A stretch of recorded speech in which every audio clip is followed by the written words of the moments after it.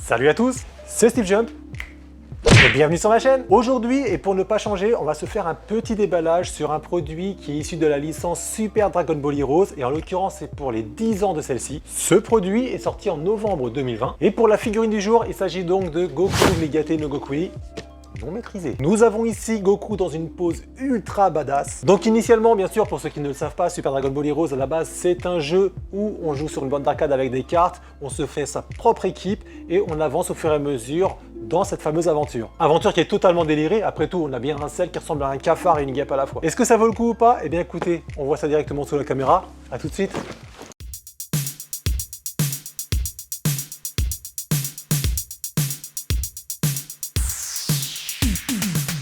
Alors au niveau du packaging, on a quelque chose de relativement simple. On a ici un Goku qui a la main tendue à l'avant sur fond blanc. Mais alors l'intégralité de la boîte, c'est relativement simple. Il n'y a pas d'image, il n'y a pas de couleur. Quelque part, ça permet de bien mettre en avant le packaging. C'est peut-être pas plus mal, surtout que c'est des figurines Price, donc c'est ce qu'on retrouve dans les UFO Catcher. On a ici Super Dragon Ball Heroes pour la licence, Banpresto et Bandai Spirit à la distribution. On a sinon du 10th Anniversary en ce qui concerne le logo des 10 ans. Ici, on avait le choix entre maîtrisé ou non maîtrisé. Si je dis pas de bêtises, il me semble que en maîtrisé, la boîte était totalement noire. Après, c'est juste un packaging en l'occurrence. J'y prête pas plus que ça attention. Là, on le voit en gros plan. Et puis ici, c'est de profil. Sinon, en dessous, rien de particulier. Au-dessus, on a juste le gros plan de celui-ci avec les scotch qui nous empêchent donc de voir ce qu'il y a à l'intérieur.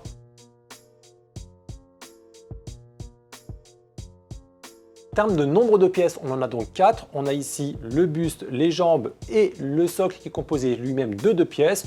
On va ouvrir ça tout de suite. Et voilà, donc du coup, les fameuses pièces mat, ça vous les connaissez. On verra ça à la fin sur le montage.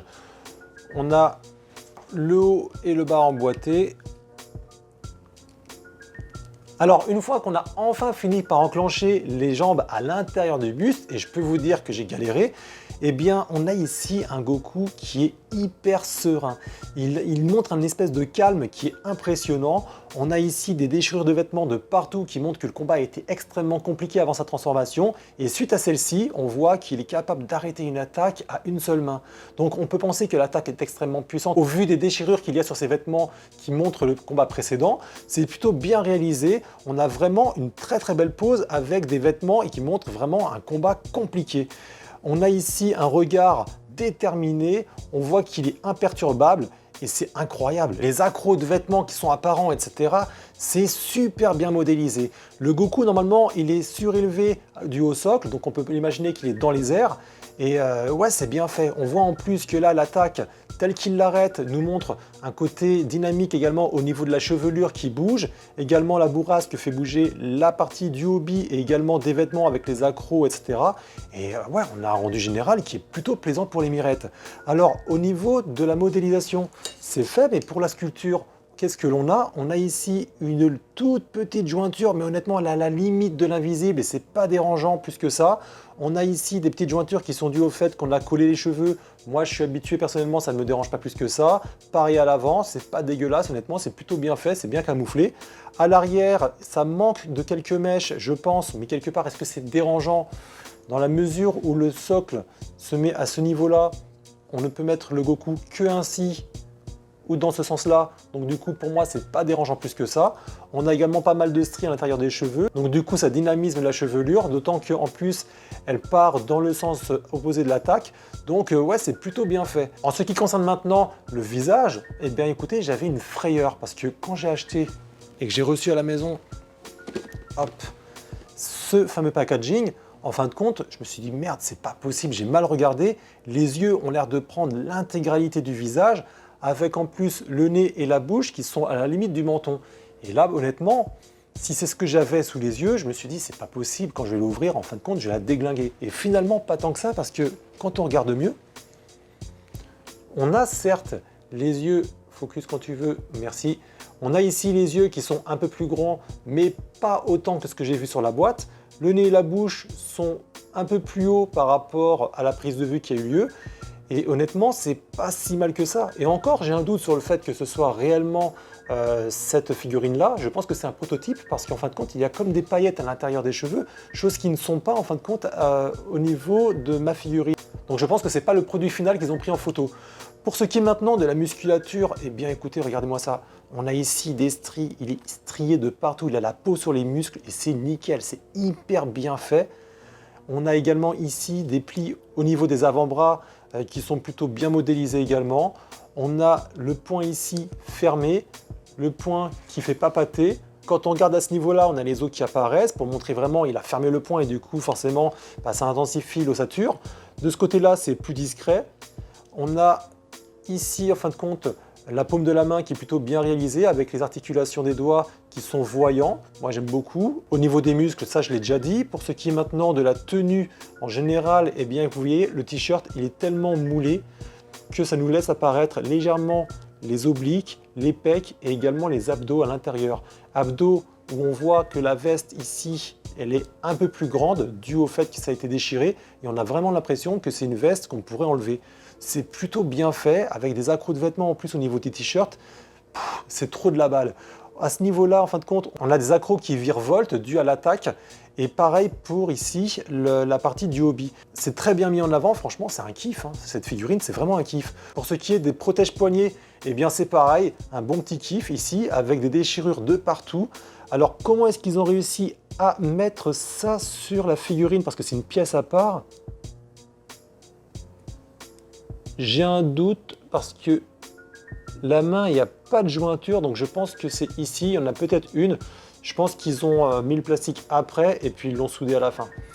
Alors, pour la partie des sangles, donc c'est plutôt bien fait. Au niveau donc, de la tenue, je vous ai dit des plis cohérents avec ici des déchirures par-ci par-là qui montrent un combat acharné, c'est plutôt bien fait également. Ici, le nœud, le hobby, bien fait, bien sculpté. Au niveau du pantalon, allez hop, forfait pli, nickel, avec encore une fois des déchirures au niveau du pantalon. Ici, on a une pièce à part, donc c'est à ce niveau-là qu'on voit que ça a été soudé.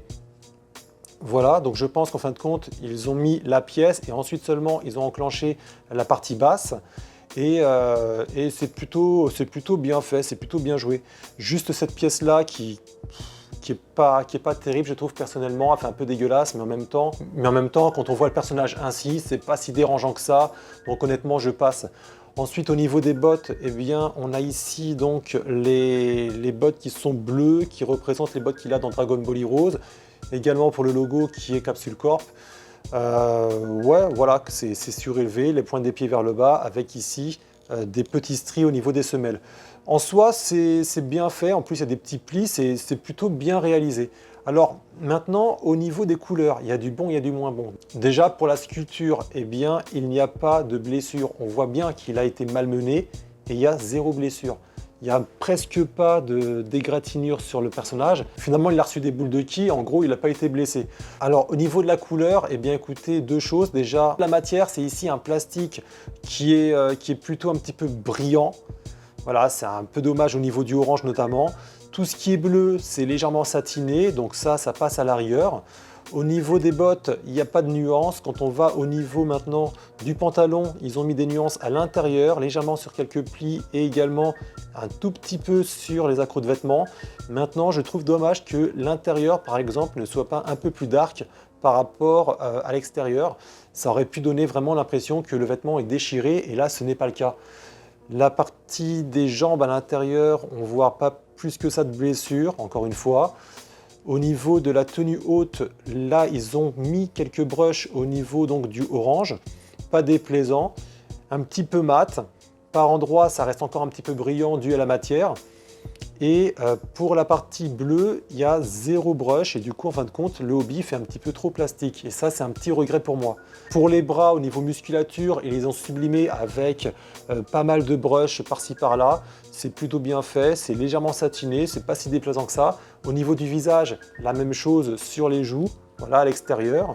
Et pour ce qui est des yeux, ce que j'apprécie beaucoup, c'est qu'on peut voir ici, en fin de compte, le côté Miyaté qui ressort avec la pupille noire, également le contour en fin de compte qui est gris légèrement bleui et on a un petit peu une petite lueur blanche à l'intérieur. C'est plutôt bien fait en tout cas.